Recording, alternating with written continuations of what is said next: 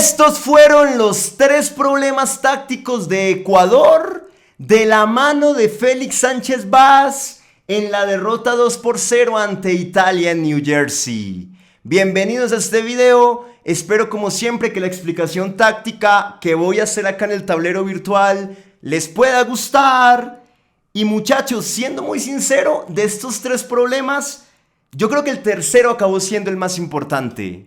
Pero no lo pongo en tercer lugar simplemente para obligarlos a que vean todo el video, sino que lo pongo en tercer lugar porque para mí el surgimiento de estos problemas tácticos en Ecuador tuvo un sentido cronológico.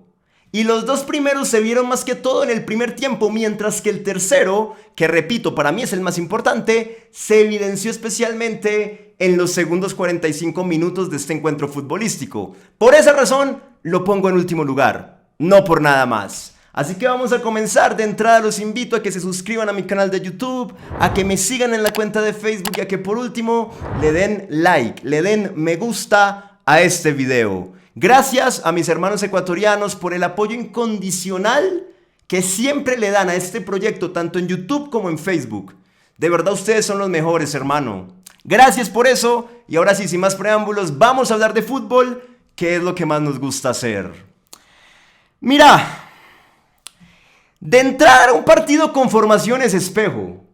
Ecuador con un 3-4-3 y el equipo de Spalletti, la Azzurra, también con un 3-4-3.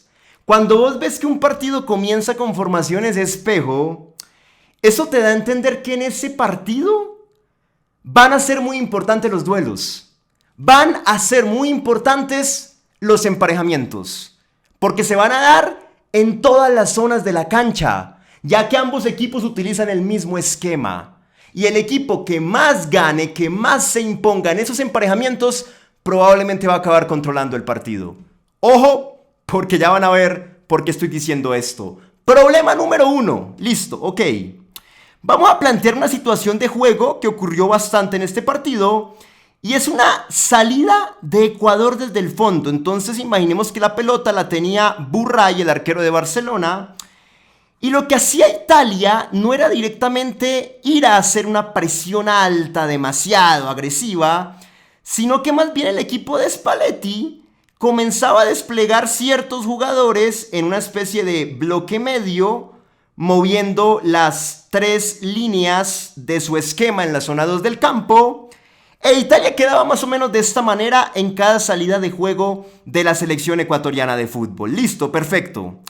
Burray le daba la pelota a alguno de los 3 centrales, ya fuera a Félix Torres, a William Pacho, que ahí dice Paco, pero nos comimos la H, qué pena, o a Piero Hincapié, a cualquiera de los 3. Hasta ahí no había problema.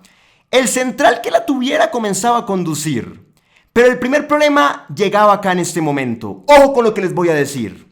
En el partido ante Guatemala que se jugó el pasado jueves, también Ecuador jugó con un 3-4-3. También tenía 3 centrales en el fondo que no eran Torres, Pacho e Hincapié, sino que eran Ordóñez, Arboleda y Realpe. Y Ordóñez, Arboleda y Realpe en ese partido también conducían en salida. Y el primer pase, la primera línea de pase, normalmente contra Guatemala, Ecuador la encontró con gran libertad. ¿Cuál es la primera línea de pase? Bueno, la línea que se traza entre los 3 centrales y el 5 posicional del equipo, que en ese partido era Carlos Grueso. Sí, yo sé que a muchos de ustedes Grueso no les convence y no les gusta tanto. Muchos de ustedes se preguntan por qué lo siguen convocando y también lo han criticado por algunas presentaciones. Yo soy consciente de eso, pero en el partido contra Guatemala, Grueso tuvo la movilidad suficiente para siempre despegarse de los guatemaltecos, pararse en una posición libre y recibir ese primer pase proveniente de sus 3 centrales. Y en ese partido contra Guatemala, la salida de juego de Ecuador siempre se dio muy bien, sin ningún problema. Ahora, volvamos al partido contra Italia. Cuando conducía Hincapié, Pacho o Torres y trataban de encontrar ese primer pase con el 5 en el eje que tenía el equipo en este partido, que era Alan Franco, ese pase no se conseguía. Partiendo del hecho de que Raspadori, el delantero del Napoli, es muy aplicado tácticamente, es muy disciplinado tácticamente y se le pegaba siempre a Alan Franco. Raspadori rara vez iba por acá a presionar a Pacho, a Hincapié o a Torres. No, a él no le interesaba eso. Él venía y se le pegaba a Franco. Siempre estaba con Franco. Y Alan Franco nunca tuvo la movilidad suficiente para sacárselo de encima. Grueso contra los guatemaltecos sí tuvo esa movilidad. Franco contra los italianos nunca la tuvo. Dicho sea de paso, Franco, no sé ustedes qué piensen de ese jugador, pero yo le he visto un par de partidos con la Tri y nunca me ha convencido. Contra Venezuela fue titular, no me gustó.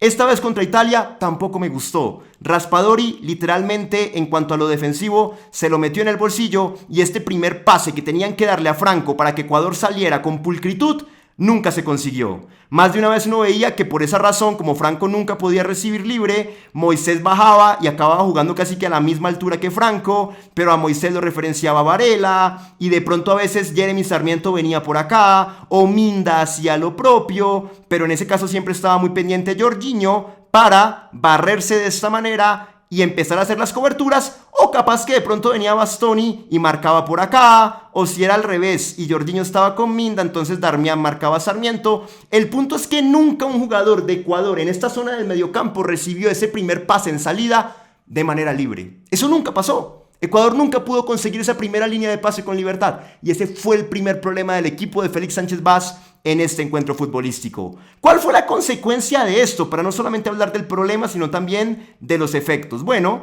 como Ecuador no podía salir con pelota al piso en todo el primer tiempo, entonces Pacho, Hincapié y Torres terminaban más de una vez mandando pelotas largas, mandando pelotazos para saltarse toda la creación del medio campo, porque eso no se podía conseguir, entonces pelotazo arriba directo. Pero acá había también una falta de coherencia. Si Ecuador comenzaba a salir a punta de pelotazos, pues intuía uno que lo más propicio era tener un 9 real, un Jordi, un Allen Obando, que pudiera venir y pelear esas pelotas largas contra los tres centrales grandotes de Italia.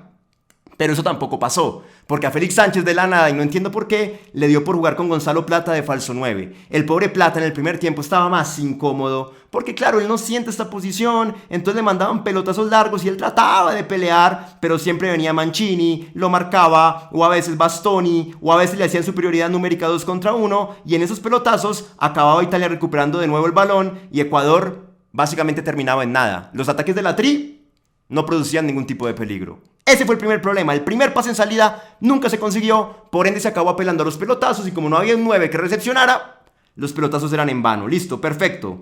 Problema número 2. Italia es un equipo muy pragmático. Italia no se pone a inventar. Spalletti, si ve que algo ya está escrito, simplemente lo sigue y punto. Y en este partido se pudo evidenciar, con el Napoli también lo hizo cuando salió campeón de la Liga el año pasado. Era un técnico muy pragmático. Entonces, bueno, ¿por qué digo esto? Cuando Italia maniataba la salida de Ecuador y recuperaba rápidamente la pelota, Italia no se ponía a hacer 500 pases, a hilvanar secuencias muy largas entre sus jugadores, no. Italia empezó a identificar cuál era la zona que más le dolía a Ecuador. Y la zona que más le dolía a Ecuador en defensa, y este es el segundo problema táctico, era esta zona. La espalda de Pervis Estupiñán. Pervis es un crack, a mí me encanta. Creo que la ausencia de Pervis se hizo sentir en la última doble jornada de eliminatorias ante Venezuela y ante Chile, pero Pervis la realidad es que no jugó un buen partido ante Italia. Hay que aceptarlo.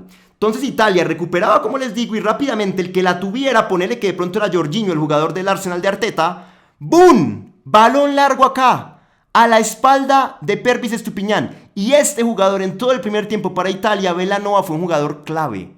Porque fue un jugador con gran proyección que siempre picaba al vacío, le ganaba a Pervis en velocidad, le comía la espalda y comenzaba a romper a Ecuador por este lado. El pobre Hincapié tuvo mucho trabajo, porque como Piero veía que a Pervis le comían la espalda, siempre tenía que abandonar su posición de stopper, que es particularmente en el carril interno de la izquierda, para irse hasta la raya, para ir al carril externo de la izquierda y tratar de cubrir la espalda de Pervis y evitar que Belanova llegara por acá a mandar algún centro, que más de una vez igual Belanova lo hizo. Recordemos que cuando el partido ya iba 1-0, allá en el primer tiempo hubo un desborde de Belanova por derecha que acabó en un centro y por acá llegó Di Marco, el jugador del Inter, completamente solo en el segundo palo y cabeceó con gran libertad. Pudo haber sido el segundo de Italia fácilmente, pero cabeceó mal y la mandó por allá desviada y fue saque de puerta para Burray. Pero esta jugada se repitió en Italia en todo el primer tiempo. Maniatar la salida de Ecuador, listo. Perfecto, recupera la pelota Lazzurra y de una, pelota larga o de pronto algún pase por acá para Zaniolo y un posterior pase para la Belanova, pero siempre buscando esta espalda de Pervis Estupiñán, que no estuvo muy fino en marca, que perdió este emparejamiento. Ahorita les hablé de la importancia de los duelos cuando hay formaciones espejo.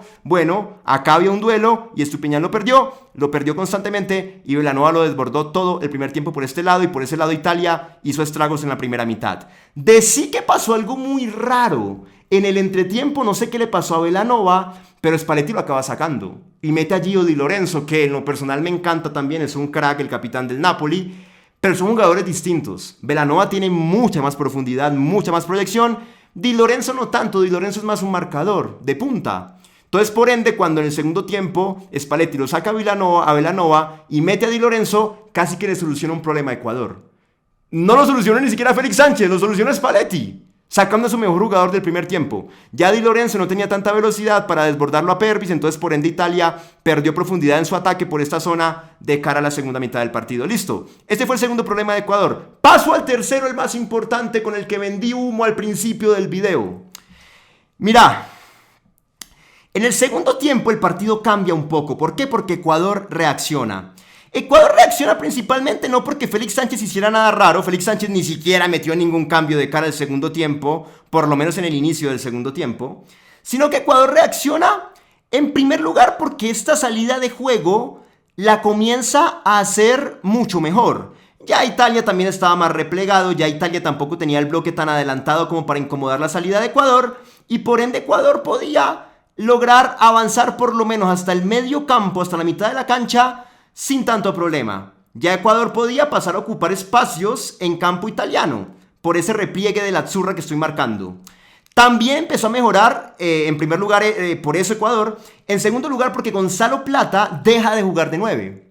Y Plata comienza a jugar por acá. Hay cierto intercambio posicional con Minda, que Minda igual se lesionó muy temprano y entró Kendry Páez por él.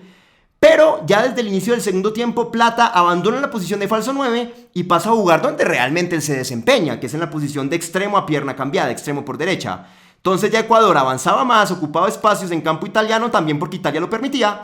Y cuando a Plata le llegaba la pelota, que en el primer tiempo casi nunca le llegó, si no era por puros pelotazos, cuando ya a Plata le llegaba la pelota, en este segundo tiempo, podía recibir acá en su posición real y podía comenzar a tratar de encarar a Bastoni o de encararlo a Di Marco y generar algún tipo de peligro a partir de su capacidad individual. La acción de gol más clara de Ecuador en todo el segundo tiempo proviene del hecho de que Plata encara hacia adentro en una jugada partiendo como extremo ya y saca un remate y ¡boom! Lo ataja Vicario, el arquero italiano. El hecho de que Plata jugara acá en esta posición hizo que Ecuador mejorara mucho. Ya acá no estaba Minda. Imaginemos que este 26 es Kendry Páez. Kendry empieza a jugar también como 9, que él tampoco juega allí, pero es un crack, entonces comienza a salir de ahí de la posición de 9 y se asocia mucho con Plata, y acá ya se crea una pequeña sociedad interesante y Ecuador mejora indiscutiblemente. Pero ¿cuál es el tercer problema? Si bien Ecuador mejora y va al frente y tiene cierta reacción de cara al segundo tiempo, empezamos a ver un panorama muy recurrente, y es que la Tri siempre llegaba a 3/4, siempre llegaba al borde de zona 3, que vendría siendo más o menos esta línea que estoy marcando acá, al borde de la media luna del área italiana.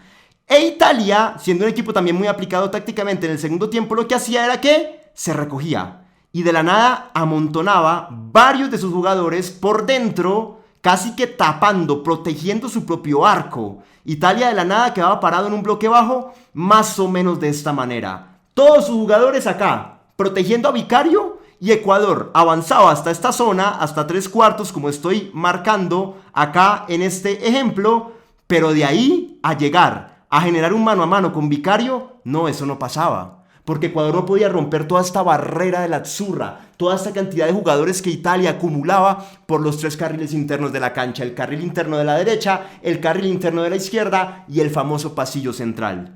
No podía, todos los ataques de la Tri eran con toques hasta esta zona y acá como que no había nada más que hacer, entonces de pronto Plata, no sé, de pronto improvisaba un disparo o terminaba con un centro al área, pero realmente un centro al área en donde no había nadie para cabecear más que jugadores italianos. De pronto la esperanza era que algún ecuatoriano llegara desde atrás y se metiera en el área y atacara el espacio y ganara el cabezazo en alguno de esos centros, pero eso nunca pasó. Acá había 3 centrales muy altos, Darmian, Mancini, Bastoni, que son 3 torres y todo lo que mandaba Ecuador al área lo despejaban. Ese era el problema de jugar sin 9. Si vos vas a acabar en el segundo tiempo apelando a los centros porque tu rival se recoge y se mete en bloque bajo, pues hermano, por lo menos tenía un 9 que pueda competir contra Darmian, contra Mancini, contra Bastoni. Pero ese 9 no estaba.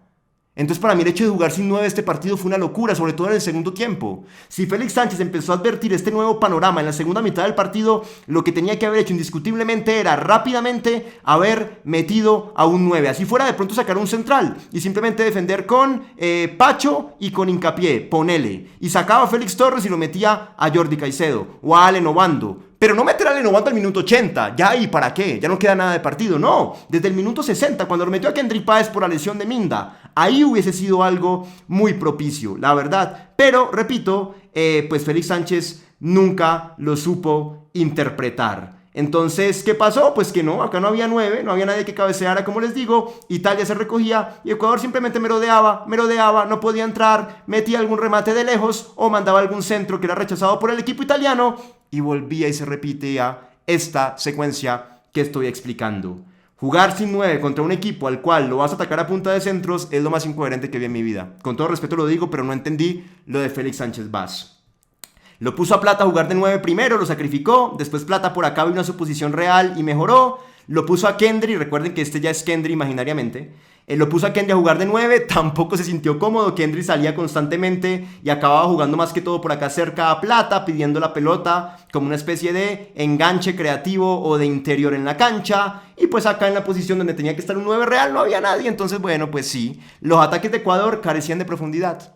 Llegaban a merodear, ok, perfecto, pero ¿cuándo rompía? No se podía romper. No hubo un solo mano a mano en el cual de pronto algún jugador ecuatoriano quedara listo para disparar cara a cara contra el arquero de la Azzurra. Eso jamás sucedió, nunca sucedió. Ustedes ven las opciones de Ecuador en el segundo tiempo y fue por ahí un remate de Franco precisamente que se fue por arriba. Para un segundo quito este aviso, qué pena con ustedes, banquen un segundito.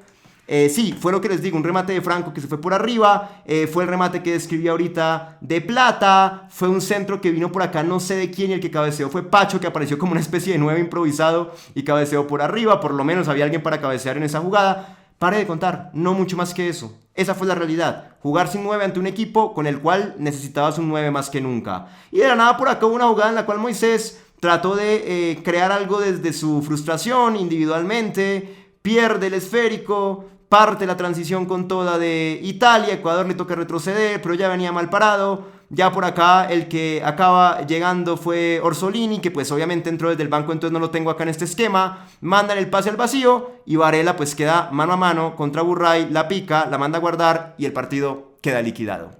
Ese fue el resumen.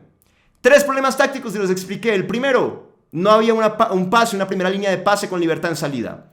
Por ende, Ecuador acababa a punta de pelotazos, pero no tenía 9 que lo recepcionara y perdía todas las pelotas. E Italia recuperaba muy rápido. Número 2, detrás de la espalda de Pervis, el jugador Belanova hizo estragos y por ahí Italia atacó todo el primer tiempo. Listo. Número 3, en el segundo tiempo, cuando Ecuador sí reacciona porque Italia se repliega y porque Plata comienza a jugar en su posición real, pues bien por la tri, pero realmente tampoco había profundidad. Todos los ataques eran con remates de media distancia o con centros al área. Y como no había un 9, pues entonces Italia lo rechazaba sin ningún problema. Listo. Esta fue la explicación. Espero que les haya gustado, muchachos. Suscríbanse al canal de YouTube.